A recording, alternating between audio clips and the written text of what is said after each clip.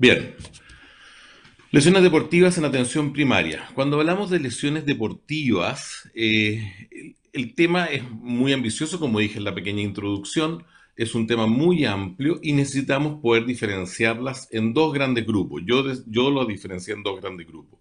Uno tiene lesiones deportivas traumáticas propias del deporte que practica o de alguna trauma que sufra, vale decir, practicando el deporte, o lesiones por sobreuso, es decir, lesiones que se dan en el contexto de un entrenamiento o de una práctica deportiva, pero sin mediar un trauma, presentan algún tipo de lesión. Vamos a tocar los diferentes partes de la presentación, vamos a ir viendo lesiones traumáticas y lesiones por sobreuso. Es imposible que veamos todo, vamos a tratar de ver lo que más se pueda, pero elegí algunas patologías más frecuentes con el objeto de poder dar algunos lineamientos, protocolos para poder ver qué exámenes pedir o cómo resolver este tipo de patologías. Vamos a partir con las lesiones del hombro. El hombro, articulación grande, importante, que es de muy alta frecuencia en la consulta de atención primaria incluso en la consulta traumatológica es de muy alta frecuencia. La incidencia general de este tipo de lesiones es frecuente observar en deportistas con algún riesgo de caída. Eso es lo más habitual. Si uno enfoca esto a deportistas que la lesión del hombro, vamos a hablar primero con la lesión traumática, vamos a partir con la lesión traumática, sea en el contexto de algún tipo de caída. ¿Cuáles son esos deportes? El ciclismo, el mountain bike, el bicicross, el motociclismo, deportes con patín y deportes de contacto principalmente. Como se fijan, todos este tipo de deportes son o se basan en una caída o en algún golpe directo. Y cuando hablamos de lesiones en el hombro, podemos clasificarlo de la siguiente manera. Fracturas, que son lesiones netamente traumáticas, fractura de escápula, fractura de húmero o fractura de clavícula, una de las más frecuentes de ver. Luxación acromioclavicular, luxación aguda de la articulación glenohumeral, que es la luxación aguda del hombro, luxación recidivante, o sea, la luxación repetida varias veces de la articulación del hombro, y lesiones de partes blandas, muy importante, donde se dan principalmente la gran mayoría por un sobreuso deportivo. Las tendinitis, tendinosis, roturas parciales o roturas totales de alguno de los tendones que están en esta cintura escapular. Vamos rápidamente a hacer un repaso de anatomía muy básico. La cintura escapular o la articulación del hombro involucra la escápula, involucra el húmero principalmente, y eso forma y la clavícula, forma un término que se llama cintura escapular. Y la cintura escapular está dada principalmente por eso nivel óseo, que se refuerza con una serie de ligamentos. Después, partiendo de afuera, tenemos un gran plano muscular, donde está el deltoides como el músculo principal de la articulación, el pectoral mayor y el trapecio en la región posterior. Claramente, este tipo de músculo se puede ver afectado de lesiones. ¿Cuál es la principal lesión? Desgarro en el trapecio es una alternativa muy importante. Se ve desgarro muscular del trapecio o desgarro muscular de algunos músculos como el pectoral mayor, siendo en relación a la práctica deportiva principalmente o alguna rutina deportiva específica. Y después tenemos una segunda capa muscular, por decirlo así, debajo del deltoides, que ya tienen estrecha relación con la parte ósea, donde está lo que conforma el famoso manguito rotador. El manguito rotador está conformado por el músculo supraespinoso como principal actor, el músculo infraespinoso, el músculo subescapular y el músculo redondo menor, que se encuentran en la región más posterior, en la región posterior del hombro. Este es el famoso manguito rotador que ustedes lo han escuchado en múltiples ocasiones o en muchas veces en la consulta, que el paciente llega con dolor en el hombro y la primera opción, si es que no hubo un trauma de por medio, es que el manguito rotador esté alterado. Cuando vemos un paciente que llega a consultarnos por un dolor de hombro, tenemos que ver algunas cosas clásicas de la anamnesis. La edad del paciente, si tiene algunas comorbilidades asociadas, si tiene alguna cirugía previa de hombro, el deporte que realiza y también la ocupación, el trabajo, la actividad laboral, también es importante de tenerlo en consideración. Historia de trauma, si presentó algún trauma realizando deporte, si tuvo alguna caída o algún golpe, o si hubo algún cambio en su rutina de entrenamiento y dónde se localiza el dolor. Después de eso, de dar una anamnesis, tenemos una idea de cómo viene el examen físico que lo basamos en 4 puntos. Principalmente la inspección, que tenemos que ver si hay algún signo de trauma, principal unas erosiones cutáneas o una lesión de la piel, etcétera, que se puede dar en el contexto de una caída. La palpación es fundamental en el hombro, la clavícula. La clavícula es de las principales fracturas que se ven en la cintura escapular. Es muy frecuente de ver el paciente que está andando en bicicleta y que cae y se sufre un golpe directo en la vereda o en la calle, en el pavimento de su hombro. Puede tener una fractura clavícula y cuando hagan una palpación van a encontrar un aumento de volumen. Si es más serio, pueden encontrar un acortamiento del hombro, en el sentido que se transposicionaron los ambos cabos de los huesos, etc. Articulación acromioclavicular, que es la unión del acromio con la clavícula, muy frecuente de ver lesión de este tipo, traumático por supuesto, que va en diferentes grados, lo vamos a ver con más detalle a continuación. El espacio subacromial, uno puede palpar el espacio subacromial debajo del borde lateral del acromio, uno puede hacer una palpación, no muy fácil, pero uno puede llegar a ese espacio donde uno puede ver la bursa y tocar principalmente lo que son los componentes del mango rotador, principalmente el supraespinoso. Y por delante, por la región anterior del hombro, uno podría hacer un examen del tendón del bíceps tratando de ubicar la corredera bicipital. La tercera pata, por decirlo, de esta mesa, que es el examen físico, son los rangos de movimiento. Tenemos un rango de movimiento activo, un rango pasivo y tenemos que evaluar cuáles son nuestras limitaciones. Activo, si se mueve el paciente mueve el brazo, hasta dónde llega, cuáles son los grados, y pasivo si nosotros tenemos alguna participación. Y hay pruebas especiales que nos permiten hacer un diagnóstico diferencial. Cuando hablamos de rango de movimiento, a mí me gusta presentar cuáles son los rangos normales. Sobre esos rangos normales uno podrá ver qué alteración tiene cada paciente. Y aquí están los rangos normales, muy rápido. La abducción 180 grados, la aducción 50, flexión de 180, extensión de 50 y las rotaciones interna y externa 90 grados cada uno. Con eso uno tiene una idea de cuál es la normalidad y frente a eso uno puede realizar el examen físico y ver qué rango o cuál de estos está alterado y eso lleva a una correlación de qué músculo está participando en cada uno de estos movimientos. Lo primero que vamos a tocar es la luxación de hombro, luxación glenohumeral, la famosa luxación de hombro. Es la dislocación o luxación de la cabeza humeral con respecto a la glena. Si uno ve la articulación del hombro, se fija que es una articulación que tiene la cabeza del húmero, pero participa con una parte muy plana de la glena. Eso hace que esta articulación tenga un rico movimiento, mucho movimiento, en todos los sentidos y permite que esa es la ventaja, que permite que tenga mucho movimiento, pero a la vez produce que esto pueda luxarse en ciertas ocasiones. Entonces, la luxación de hombro o glenohumeral es la luxación más frecuente que hay, que se ve en las consultas de urgencia o las consultas de atención primaria. En general, un 95% de estas luxaciones son anteriores, es decir, la cabeza del húmero se luxa hacia anterior. Hay un porcentaje muy bajo, de un 5%, que la cabeza humeral se luxa hacia atrás. O sea, uno se luxa hacia la parte posterior, hacia la espalda.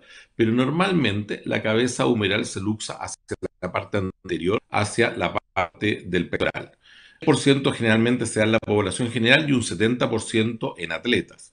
El mecanismo es directo e infrecuente, en algunos deportes de contacto se puede ver, pero es infrecuente, porque tendría que ser un golpe muy directo, muy bien ubicado para que produzca la luxación de la articulación. Lo más frecuente es el indirecto, que es cuando el brazo hay una caída con el hombro abducido y el brazo en extensión y rotación externa. Y eso hace que esta articulación se disloque o esta articulación se luxe, luxándose la cabeza del húmero. Los factores de riesgo en general, si el paciente ha tenido luxaciones previas, es un factor de riesgo. Los pacientes que son hiperlaxos es un factor de riesgo. Y por supuesto los deportistas, como ya mencionamos, y esto es el tema que nos aboca en este momento. ¿Qué es lo que se ve en la luxación del hombro cuando uno ve al paciente? Se ve una impotencia funcional. El brazo no puede, el paciente no puede mover el brazo. Muchas veces quizás les va a llegar el paciente ya habiendo sido reducido en forma espontánea o por alguien en especial, en particular, o les puede llegar con el brazo luxado. Dolor a la movilidad del brazo, una asimetría. Ustedes van a comparar los dos hombros y va a haber una asimetría. Lo que se llama el signo de la charretera. Se puede ver en la foto que tengo, que se ve en el slide, donde se ve un hombro que se corta en 90 grados. Eso se le llama el signo de la charretera. Un brazo abducido y rotado internamente, y los deportes, como dijimos, ciclismo, patín, fútbol, balonmano, etcétera. Cualquier deporte donde pueda haber una caída. El examen físico en general hay que hacer un examen importante, tanto vascular como la parte neurológica, los pulsos distales que estén presentes y la función del nervio axilar, que haya sensibilidad en la región deltoidea, que haya una función músculo del deltoides funcionando. Y siempre la recomendación es que pidan una radiografía antes de cualquier maniobra. ¿Cuáles son las radiografías que se solicitan? Una anteroposterior, una axial de escápula y una axilar. Esas son las más frecuentes. Pueden haber otras radiografías que den el mismo o que resulten para igual. Yo ocupo la anteroposterior, la axial de escápula y la axilar. Y la primera cosa es comprobar que el hombro esté luxado habitualmente y decidir si es una luxación anterior o posterior. Entonces, y también ver si hay alguna lesión asociada que nos pueda permitir ver la radiografía, como una lesión de Hill-Sachs, que es propio, es como un hundimiento de la cabeza humeral que sea en el contexto que se topa con la escápula, un bancar óseo, que haya un desprendimiento de hueso a nivel de la glena, una fractura de la tuberosidad mayor, que es importante descartar antes de hacer cualquier maniobra, o una rotura del manguito rotador, es difícil de verlo con radiografía. El manejo, inicialmente, analgesia. Hay que darle analgesia al paciente, hay que hacer maniobras de reducción.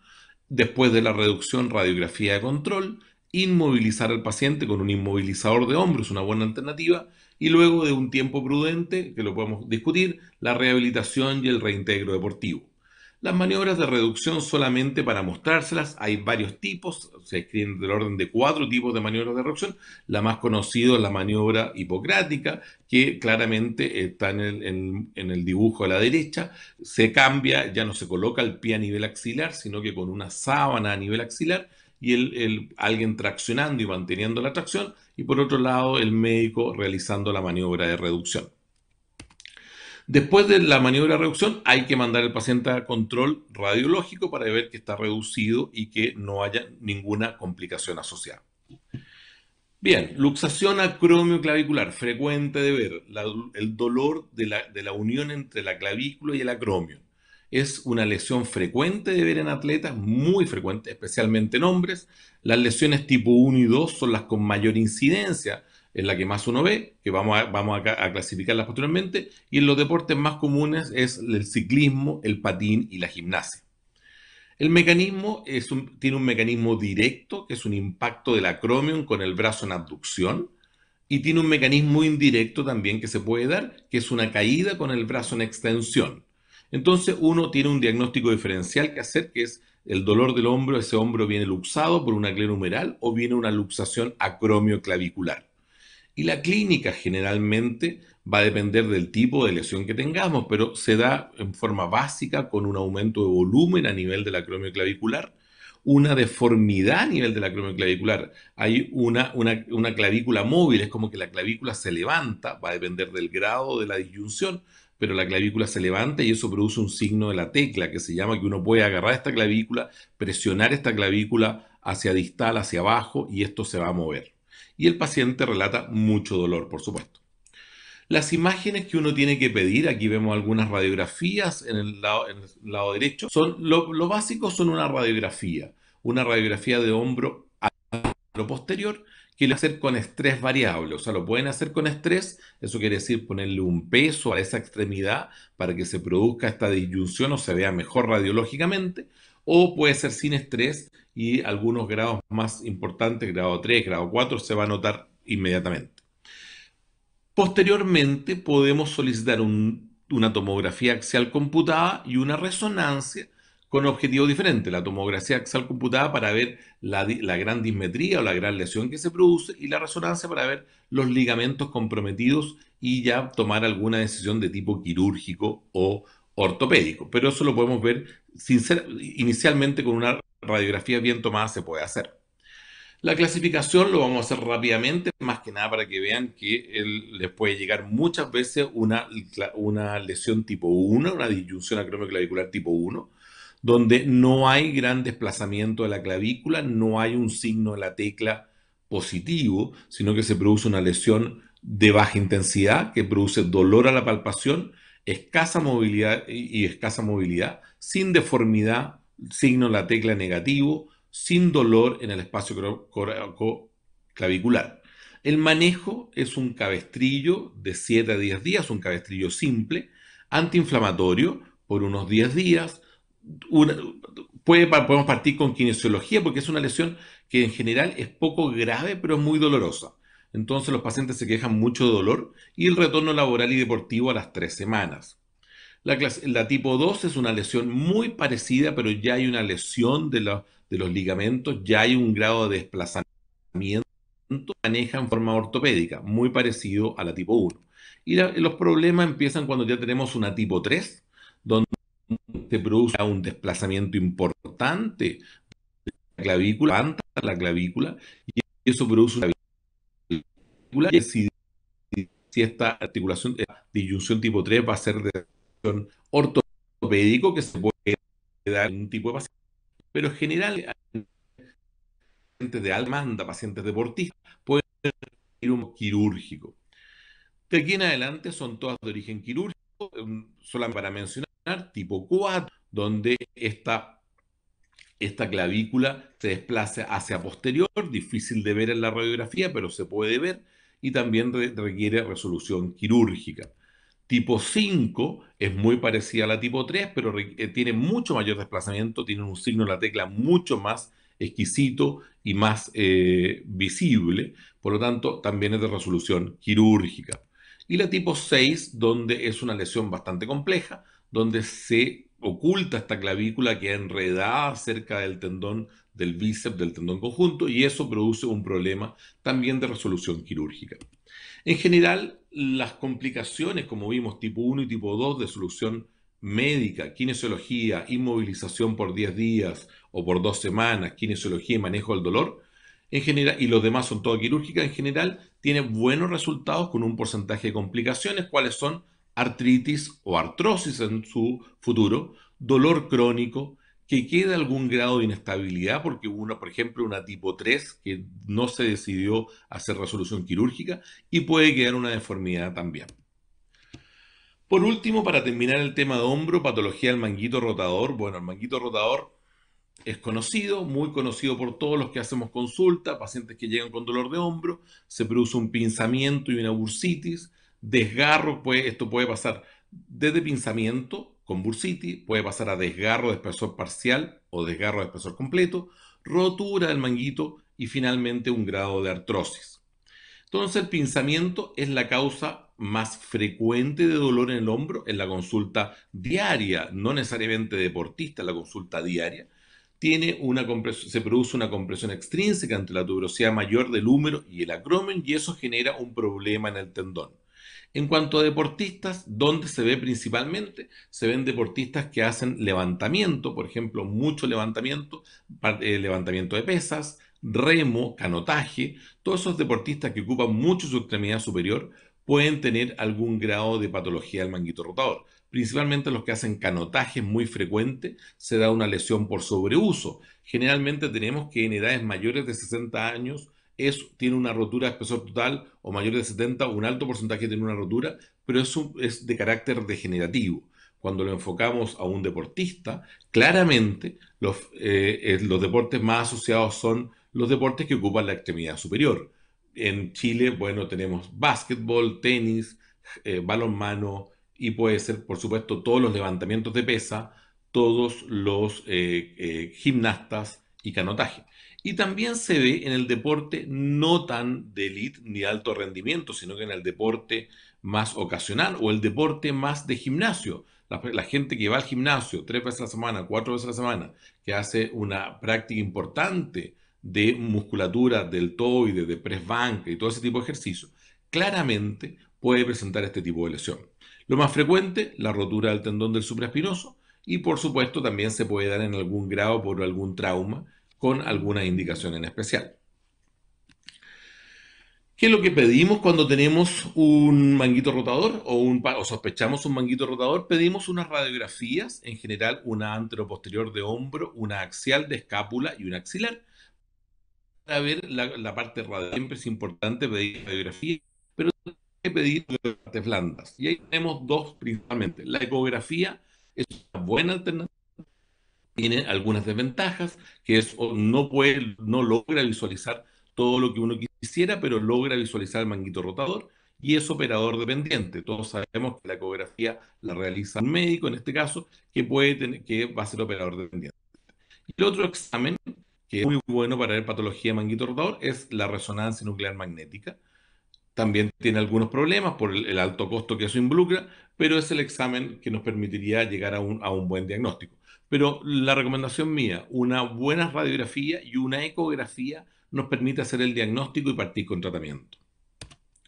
El tratamiento es un tratamiento multimodal en general. Lo vamos a manejar cuando son tendinitis o tendinosis en forma conservadora, no quirúrgica, reposo de la extremidad, un manejo generalmente puede ser por una cantidad de 3 a 6 semanas, antiinflamatorios, hielo intermitente, y de ahí en adelante vienen las alternativas que tenemos. Si tiene una rotura parcial, podemos hacer algunos tipos de tratamiento, como algún tipo de infiltración, no necesariamente con corticoides, se pueden hacer infiltraciones con corticoides, pero también se pueden hacer infiltraciones con plasma rico en plaqueta. Estoy pensando en deportistas que necesitan el retorno deportivo lo antes posible, o puede haber también una solución quirúrgica de por medio, cuando son lesiones parciales o lesiones totales, cualquiera de las dos, la solución pasa por más que nada por una cirugía. Cuando, en forma general, para que ustedes tengan el conocimiento, cuando uno decide un tratamiento quirúrgico, falla el manejo conservador, rotura total del manguito rotador muy sintomática, y en un deportista de alto rendimiento o en un deportista de ejercicio habitual, también puede ser necesario. Bien, terminamos con codo. Vamos a hacer una pequeña referencia a lo que es el codo. El codo principalmente quiero hablar de dos cosas.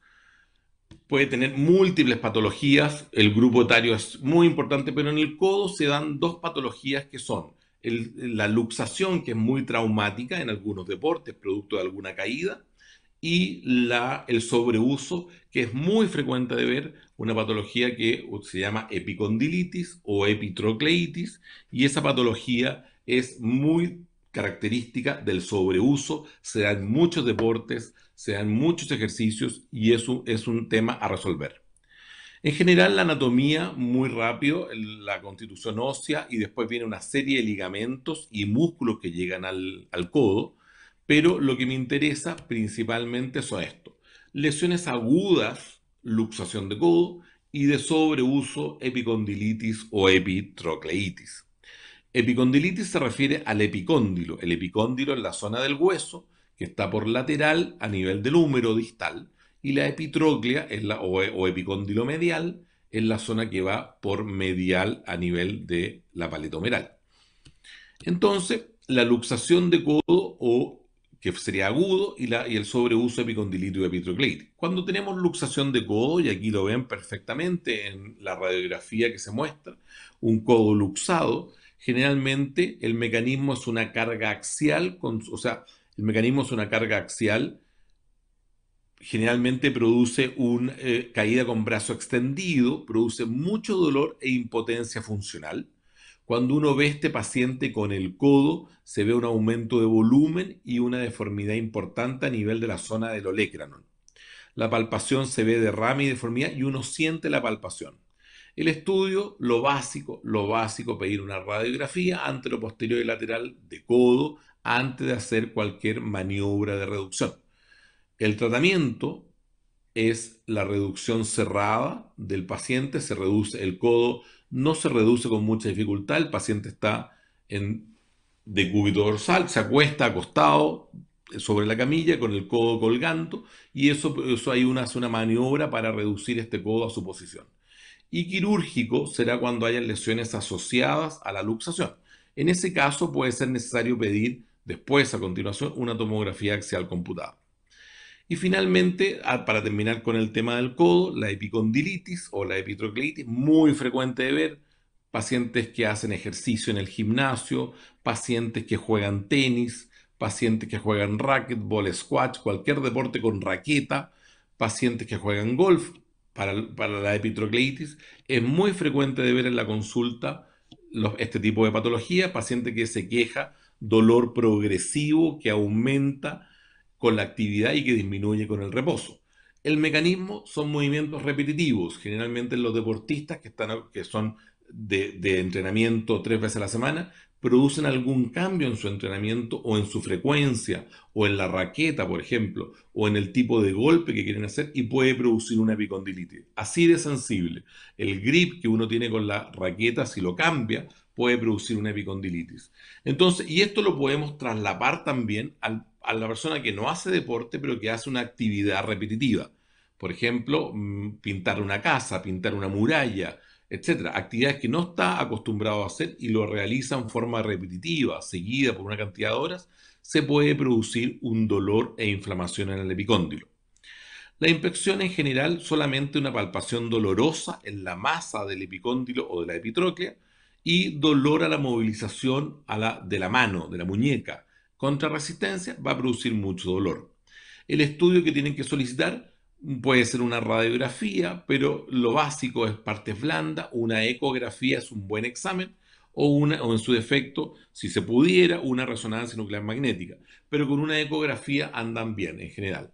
El tratamiento es importante empezar a realizarlo a tiempo, analgésicos, antiinflamatorios, se puede poner una órtesis, que es como un cintillo que se pone en el antebrazo, que es un brace de codo, para disminuir la tensión en la zona del epicóndilo.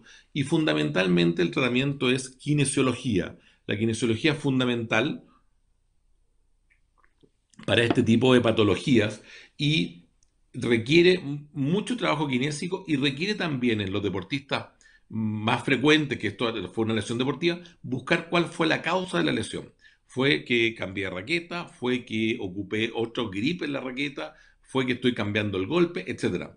Porque si no mejoramos eso, va a seguir produciéndose esto cada cierto tiempo. Bien, terminamos con extremidad superior. Llevamos prácticamente 30 minutos. Vamos a tratar de avanzar con algo de extremidad inferior. No nos queda mucho. Vamos a partir con la rodilla, que es muy frecuente de tener lesiones y en muchos deportes y en el deporte que más se practica en Chile, que es el fútbol, es muy frecuente de presentar lesiones. La rodilla presenta múltiples patologías. Podríamos estar hablando todo el tema de la rodilla sin ningún problema. Vamos a tratar de clasificar algunas. Tenemos lo mismo que les mencioné desde la primera slide. Tenemos patología traumática de rodilla y patología por sobreuso de rodilla. En general, los movimientos que produce la rodilla son de flexo-extensión, principalmente, es el movimiento más importante. Valgo-varo también tiene un grado de movimiento y de rotación. Un repaso anatómico muy sencillo, muy rápido. Tenemos la rodilla está formada por el extremo distal del fémur y por el extremo proximal de la tibia. Articularmente tenemos dos ligamentos que van al interior de la rodilla, que son los ligamentos cruzados anterior y posterior. Tenemos dos meniscos que van en la plataforma del platillo tibial, el menisco lateral, que es con forma más de C, el menisco medial, que es un menisco un poco más grande, más ancho, y son los que cumplen una serie de funciones, entre las que dar la amortiguación al peso, dar una nutrición a la rodilla, manejar todo lo que son los manejos de las cargas de la articulación.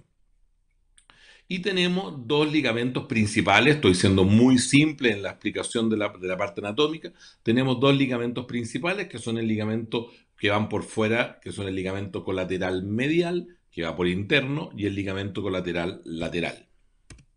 Aquí tenemos entonces otra foto por anterior y posterior, donde se ven los ligamentos cruzados, el cartílago, que es la superficie que cubre la articulación, los meniscos, los ligamentos laterales y el ligamento medial.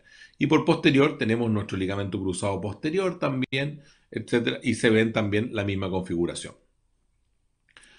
Entonces, las patologías frecuentes de rodilla en general producen una serie de diagnósticos diferenciales que es muy entretenido poder evaluarlo en cada paciente que llega con un dolor de rodilla.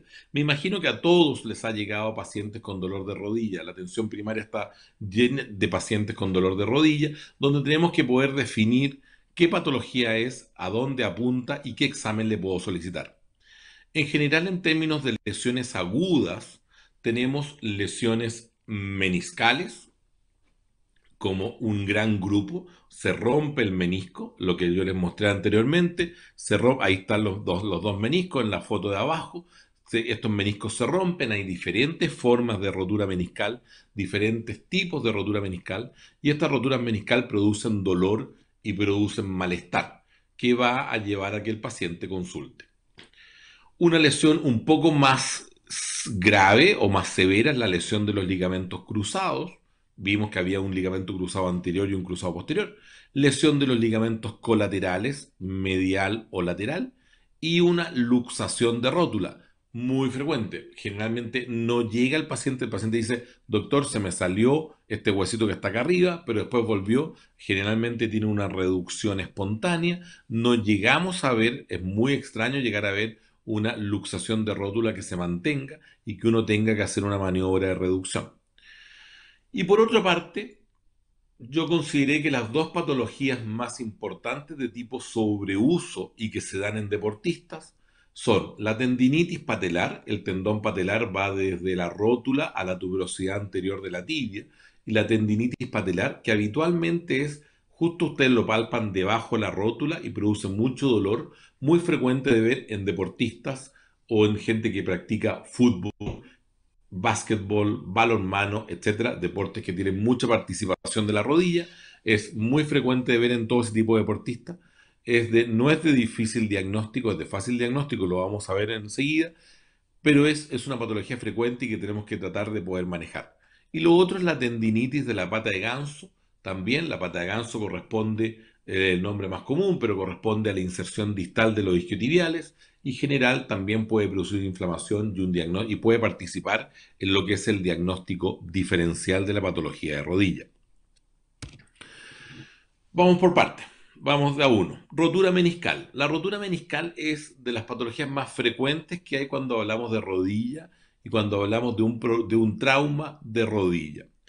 Generalmente la función del menisco es aumentar la congruencia articular, la absorción de impacto, estabilización pasiva, lubricación del cartílago, etc. Los meniscos sirven mucho y por eso cada vez que tenemos que trabajar sobre ellos tratamos de sacar lo menos posible. El mecanismo de lesión es una rotación con semiflexión y pie fijo al suelo. Es muy habitual y es muy tradicional. Hay otros mecanismos, pero el más clásico es el paciente está con el pie fijo y rota en semiflexión y eso genera un pinzamiento y una rotura del menisco. Y esto asociado a un valgo varo forzado. Es muy frecuente de ver. En general, la historia es un paciente que tiene un dolor en la interlínea, entre los dos, la interlínea, que es la interlínea articular, aumenta con los giros y la flexión y disminuye en reposo. La inspección es un aumento de volumen, disminución ROP, tiene derrame, no siempre tiene derrame, pero puede tener derrame, y hay unas pruebas específicas que se las voy a mostrar, algunas que son el McMurray, prueba de Apley, Steinman, Thessaly, etc. Hay una serie de pruebas que uno puede hacer para poder llegar a la conclusión y al diagnóstico que es una rotura meniscal. El estudio, siempre pedimos radiografías cuando se trata de una rodilla traumática, pero lo principal en este caso sería una resonancia nuclear magnética. es el examen, el gold estándar de los exámenes para la rodilla pensando en una lesión meniscal y también lo van a ver después en una lesión de ligamento. El tratamiento de una lesión meniscal inicialmente es conservador, salvo que la rodilla tenga algunas características que hagan apurar en nuestro tratamiento, pero en general el tratamiento es conservador porque el dolor habitualmente son dolores de larga data, entonces hay que manejar primero el tipo de dolor, ver cómo anda, ver cómo responde el paciente. Si es un paciente deportista, probablemente no va a aguantar, no va a poder seguir con sus actividades de la vida habitual o su actividad deportiva y va a requerir una cirugía. Probablemente si es un paciente de baja demanda, uno podría pensar en que podría ser una alternativa como tratamiento conservador no necesariamente quirúrgico. Y cuando hablamos de tratamiento quirúrgico, son en pacientes activos, sintomáticos, con limitación a sus actividades diarias, pero o que quieren hacer deporte y no lo pueden hacer, y en ese caso uno tiene que pensar en algún tipo de solución quirúrgica, que son principalmente las meniscectomías parciales habitualmente, o meniscorrafia, que son las suturas del menisco, etcétera. Rotura del ligamento cruzado anterior. El ligamento cruzado anterior tiene una función estabilizadora fundamental en la rodilla, evita la traslación anterior de la tibia, entonces una lesión muy importante, es muy frecuente de ver en deportistas amateur, deportistas profesionales, deportistas de alto rendimiento, en todo tipo de deportistas uno puede ver este tipo de lesión. Generalmente se dan deportes como el fútbol, como el básquetbol, como el balonmano. Los mecanismos es una desaceleración brusca con rotación externa de la tibia y eso en semiflexión. Entonces, ¿qué es lo que genera? Genera que se produce un dolor importante en la articulación con inestabilidad, sensación de inestabilidad. Cuando uno inspecciona a este paciente o este examen, hace el examen físico, hay aumento de volumen, hay derrame, es importante, hay una reducción del rango articular y hay dificultad para apoyar el pie.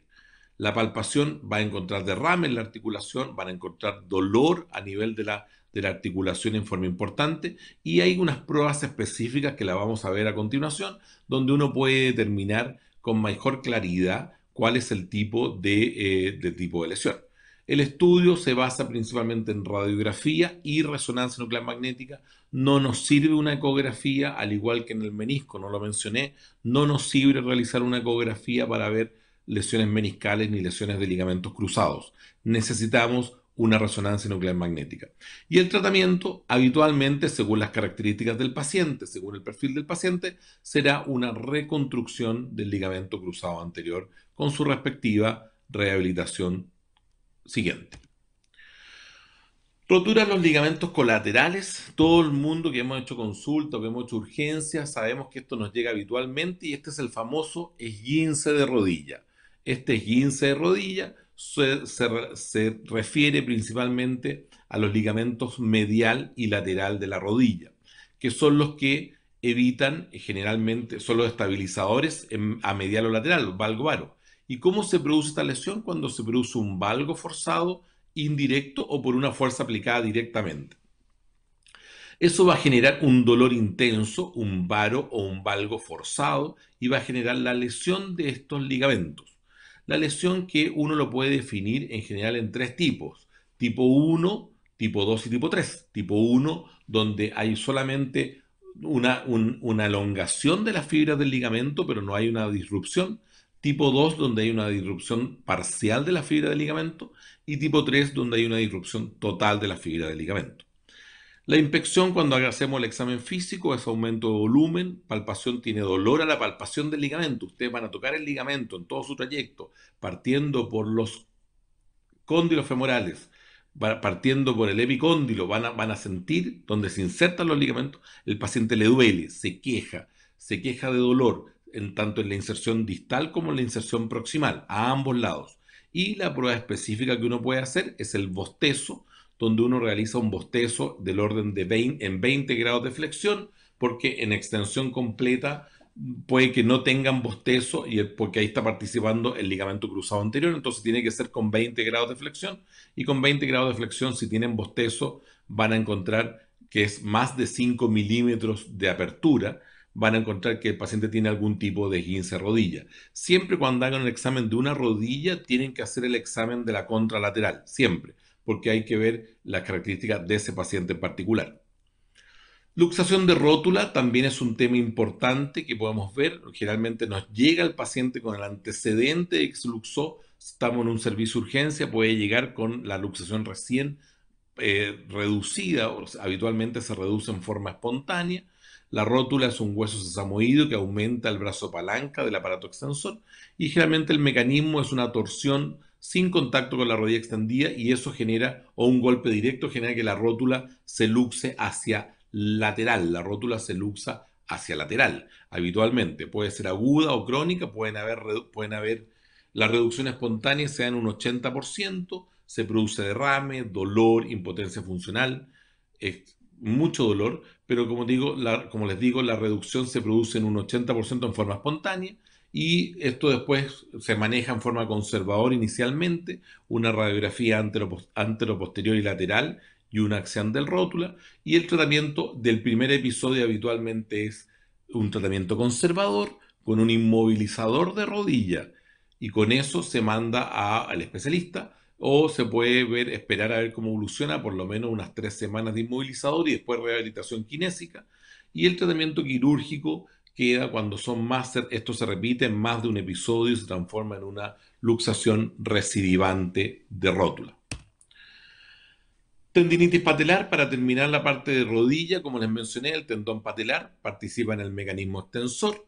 Esta es una patología netamente por sobrecarga, principalmente en deportistas de todo tipo, pero principalmente en los que ocupan su extremidad inferior, atletas de campo, atletismo, pruebas de atletismo, etcétera. También en futbolistas, también en basquetbolistas, etcétera, porque hacen mucha función de flexo-extensión y eso puede producir una alteración. La historia es un dolor que puede ser de inicio lento o muy agudo, dependiendo del tipo de movimiento que haya realizado. En la inspección, más que nada, es muy normal, sin grandes alteraciones. Y la palpación es lo importante, se produce un dolor a la palpación de los tendones afectados, un dolor clásico, exquisito, en el polo inferior de la rótula, principalmente cuando estamos hablando de una tendinitis proximal. Es mucho dolor, uno palpa y le produce dolor al paciente, y uno con eso tiene que pensar en que está hablando de una tendinitis patelar. El estudio, radiografía como siempre y una ecografía funciona bien. Mejor todavía una resonancia nuclear magnética, pero la ecografía nos permite ver con la profundidad de este examen, nos permite ver si hay el tipo de lesión que estamos hablando. Y el tratamiento, prácticamente inicialmente, todo el tratamiento es conservador, salvo que haya una rotura del tendón, con mucha kinesiología, con muchos ejercicios de tipo excéntrico, con antiinflamatorio, una serie de cosas, sin deporte por un tiempo. Pero por supuesto hay variables como todas las patologías y hay una serie de otros tratamientos que lo podemos ir poniendo en práctica en la medida que nos vayan fallando los tratamientos iniciales. Tenemos un caso, hombre de 29 años, es para la rodilla, quiero mostrarle un caso de rodilla, hombre de 29 años, dolor de rodilla derecha, practicando deporte, practicando fútbol. Entonces, el paciente tiene un dolor importante en la rodilla derecha, sufre un traumatismo, no tuvo un golpe, o sea, estando con la pelota, pero no tuvo ni un barrido, ni un golpe directo. La anamnesis, hacemos una historia, mecanismo de energía, vemos la inspección y la palpación. En la anamnesis nos tenemos que preocupar del dolor que inicia, cuando parte este dolor, si hay una desaceleración y una rotación externa, y hay una inestabilidad en la marcha. O sea, el paciente practicando fútbol, corriendo, presenta una desaceleración con rotación externa del pie y eso le produce una inestabilidad en la marcha. Al examen físico tenemos una rodilla que está con aumento de volumen, dolorosa la palpación de la interlínea, le duele la interlínea articular, por medial, tiene derrame, le hacemos el signo del témpano y el paciente tiene líquido intraarticular y tiene pruebas de estabilidad positiva. Lachman, que es una prueba de estabilidad, está positiva, y el McMurray, que es una prueba de menisco, está positiva. ¿Qué tenemos que pensar? Tenemos que manejar el manejo del dolor antiinflamatorio, podemos dejarle una rodillera, una valva, algo que le restringe el movimiento, y tenemos que pensar en una radiografía de rodilla y también en una resonancia nuclear magnética de rodilla. Aquí tenemos la prueba, esa es la prueba de cajón anterior, donde vemos que hay una traslación de la tibia hacia anterior, manteniendo el pie fijo. Esa es una prueba positiva para ligamento cruzado anterior. Después tenemos la prueba de Man, que es lo mismo, pero con piernas semi extendidas. Fijamos la parte, hacemos la traslación anterior de la tibia también con el mismo objetivo, ver que hay una traslación. Y siempre comparamos con la rodilla contralateral. Después tenemos el Pivot Shift, que es una prueba más difícil de realizar, no es tan fácil. Lo que busca es una rotación y lo que buscamos con el Pivot Shift es una subluxación, o sea que se produzca este evento de inestabilidad en forma presencial. Eso es lo que busca el Pivot Shift, es muy específica para lesión del ligamento cruzado anterior. Y después tenemos el cajón posterior, que es una prueba para ver la estabilidad del ligamento cruzado posterior, que hacemos el mismo cajón anterior, pero lo hacemos en dirección hacia atrás, hacia posterior. Y también vemos si se nos desplaza la tibia y eso nos produce un desplazamiento mayor del contralateral o mayor del normal, requiere un estudio especial y tenemos que sospechar que se trata de una lesión del ligamento cruzado anterior. El bostezo, como les dije, para evaluar los ligamentos colaterales, medial y lateral, hacemos un bostezo donde se pone la rodilla en 20 grados de flexión y se produce un varo o un valgo forzado y dependiendo de la amplitud de este varo valgo, uno puede llegar a la conclusión del tipo de lesión o esguince de la rodilla que tenga.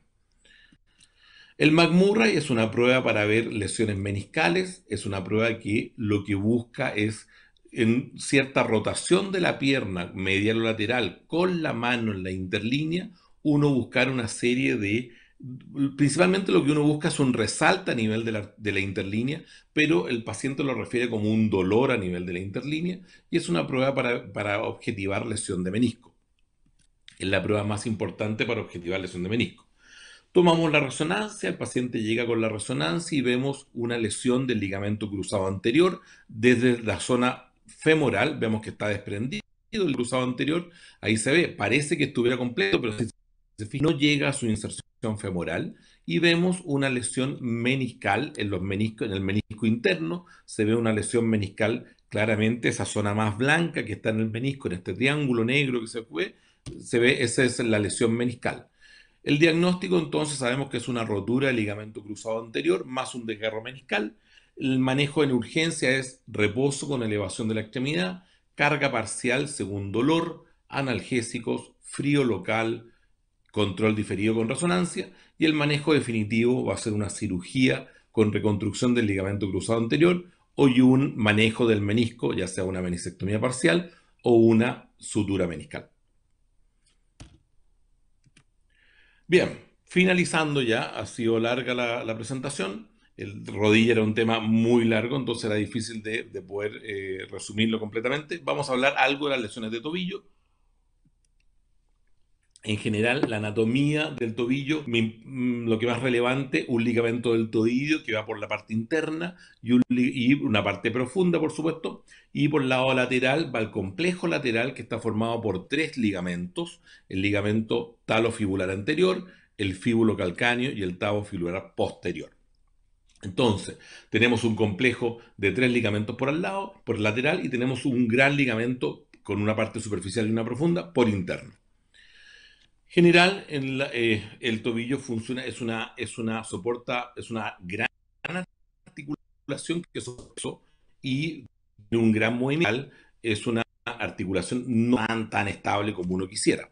El E15 tobillo es la lesión más común en cualquier deporte. Deporte con pierna es la lesión más común que van a encontrar. Entonces van a ver que es una lesión súper frecuente de ver en atención primaria, súper frecuente de ver en urgencia. 20% de todas las lesiones deportivas, 11% de las consultas de urgencia corresponden a esguince de tobillo. 20 a 40% de los atletas en algún momento han sufrido o presentarán algún tipo de lesión de tobillo. Es uno de los principales motivos de consulta para el traumatólogo en el servicio de urgencia. Y es una lesión de los tejidos estabilizadores, como dijimos, tipo 1, igual que la rodilla, tipo 1, 2 y 3. Va a depender la lesión del ligamento. Estamos hablando de ligamentos laterales o ligamentos mediales y de tipo 1, 2 y 3. El mecanismo más frecuente es la inversión del tobillo. Eso genera una gran lesión, un esguince, y generalmente lo más frecuente entre medial y lateral es el ligamento lateral. Los esguinces de tobillo se pueden asociar con lesiones más complejas, por supuesto que sí, y hay que tenerlo en consideración. Lesiones capsulares, lesiones de tendones, fracturas por avulsión de la base del quinto, etc.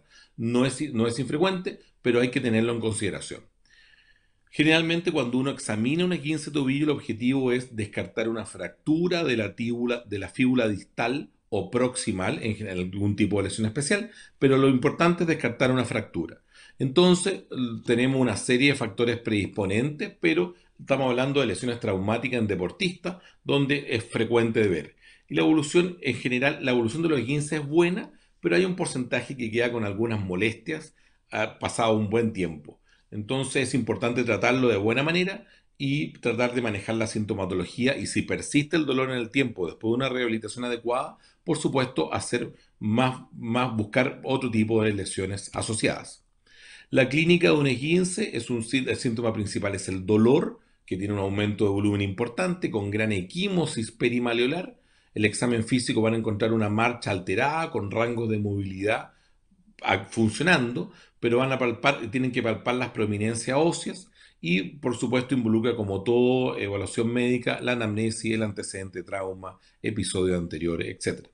Lo importante, como les dije, es descartar que hay una fractura. La inestabilidad es importante, hay una prueba de cajón anterior para ver cómo está el daño de los ligamentos, el bostezo de la articulación del tobillo, y pruebas de carga con monopodal también funcionan para poder ver qué tipo de lesión se trata. El esguince grado 1, tal cual le mencioné en la rodilla, cuando hablamos de una elongación, no hay una disrupción de fibras, sino que se estiran el ligamento. La inmovilización bastaría con una venda elástica o una tobillera. Frío local por 2 a 3 días, en forma importante, el frío es un buen antiinflamatorio. Manejo antiinflamatorio, dar un poco de reposo a esa articulación y una movilización precoz. Si tenemos acceso al kinesiólogo, mejor todavía, vamos a tener un retorno deportivo precoz. El esguince grado 2 ya es una disrupción parcial de los ligamentos. Tenemos que hacer ya tenemos que pensar quizás en algún tipo de examen. A todos les pedimos radiografía. Mi recomendación, pídenle la radiografía, descartar que hay una fractura, y después vamos viendo si es necesario tomarle una ecografía o si ya es muy necesario tomarle una resonancia. Pero a todos los que les llamen mucho la atención, pídenle una radiografía, descarten una fractura, porque es lo más importante. Frío local también, carga a partir del tercer día, un tipo de inmovilización, ya puede ser una bota o alguna valva, algo que impida que el paciente apoye, y también la kinesiología nos va a ayudar una vez que terminemos el periodo de inmovilización. Finalmente, el grado 3, que es el grado más complejo, requiere una bota, puede requerir incluso una solución quirúrgica. Este paciente van a tener que evaluar el grado de inestabilidad que tenga y si eso requiere o no requiere algún tipo de otro examen o tiene alguna lesión asociada que hay que investigar.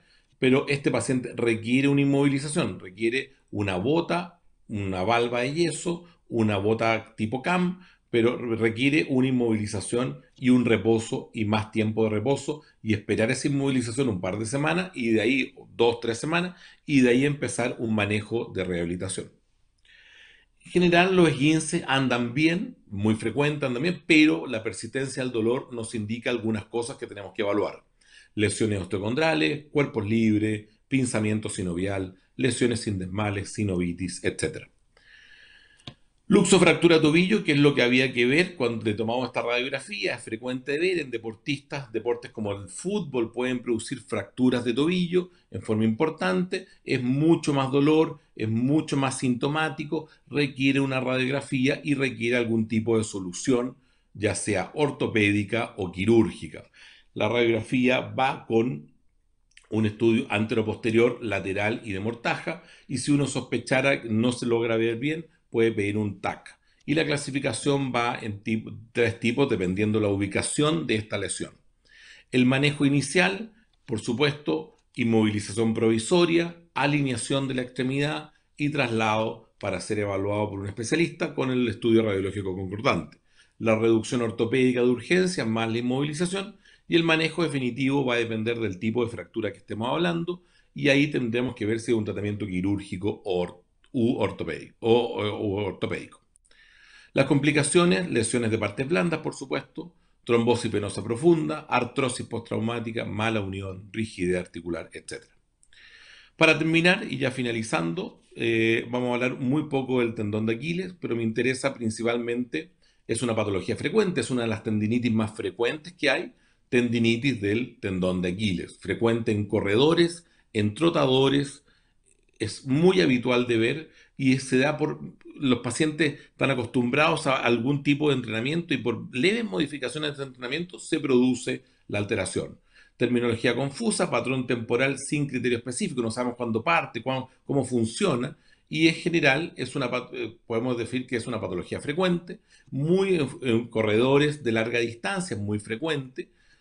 Jóvenes deportistas también, cambios de zapatilla, cambios de marcha, cambios de superficie pueden producir tendinitis, es habitual de ver, es habitualmente por una sobrecarga mecánica y eso lleva finalmente a un aumento de volumen, a una tendinitis inicialmente y posteriormente a una tendinosis con alteración de la fibra y degeneración de las fibras del tendón. Y eso lleva a que hay varios tipos de clasificación. Uno puede clasificarlo por la temporalidad, si es agudo o crónico, por etapas, si la localización, si es de tendón insercional o no insercional. Pero lo que me interesa es la clínica. El paciente tiene dolor a la palpación del tendón de Aquiles. Es importante, dolor a la palpación del tendón de Aquiles. Y ustedes palpan el tendón de Aquiles y al paciente le duele desde la inserción hasta unos 3-4 centímetros hacia proximal. El paciente se queja de que cuando se levanta en la mañana tiene mucho dolor. Al levantarse en la mañana, la primera levantada del día, tiene mucho dolor y después va pasando con el transcurso del día.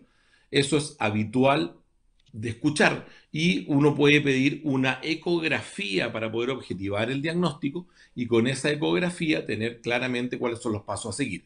El tratamiento habitualmente es un tratamiento conservador en el 70% de los casos y eso lleva implícito crioterapia, antiinflamatorio, reposo, corrección de las pautas de entrenamiento, algún tipo de talonera para levantar un poco el pie, etcétera, y kinesiología, fundamental la kinesiología en este tipo de patología. Y finalmente, una cosa más extrema, la rotura del tendón de Aquiles, muy frecuente de escuchar, llega el paciente con impotencia funcional a la consulta o al servicio de urgencia y refiere que él estaba jugando a la pelota, que salta y refiere que alguien recibió un piedrazo, eso dicen los pacientes, recibió un piedrazo. Pero no hay nadie que le haya tirado una piedra ni nadie que le haya pegado. ¿Y qué es lo que es eso? Es una rotura del tendón de Aquiles. Se dan un 75% en deportistas esporádicos, alta prevalencia. Más frecuente en hombros, predominio en el lado izquierdo, no sabemos por qué, y en una edad determinada. Los mecanismos de lesión, hay varios postulados o varias cosas que se plantean como que pueden ser mecanismos de lesión. En general, la clínica es un dolor súbito y fallo de la articulación, sensación de golpe local, un chasquido audible, lo que los pacientes refieren como un piedrazo, debilidad e inflamación del tobillo y después cuando uno lo examina hay un gap, uno siente un espacio entre uno y otro cabo del tendón. Aquí se ve en la foto a la derecha, pérdida del tono flexor del plantar, elevación monopodal, prueba de Thompson alterada y este gap que uno lo siente cuando está tocando el tendón. Y la imagen, principalmente una eco, nos da una buena señal y la resonancia nuclear magnética, por supuesto, nos entrega una buena información. El tratamiento, en general, cuando es una rotura, hay postulados que dicen grupos que van al tratamiento ortopédico, cuando son roturas de menos de 4 semanas, pero en general el tratamiento está apuntando a un tratamiento quirúrgico, con poco invasivo de tipo percutáneo, cuando son agudos y más invasivos cuando son crónicos de más de 4 semanas.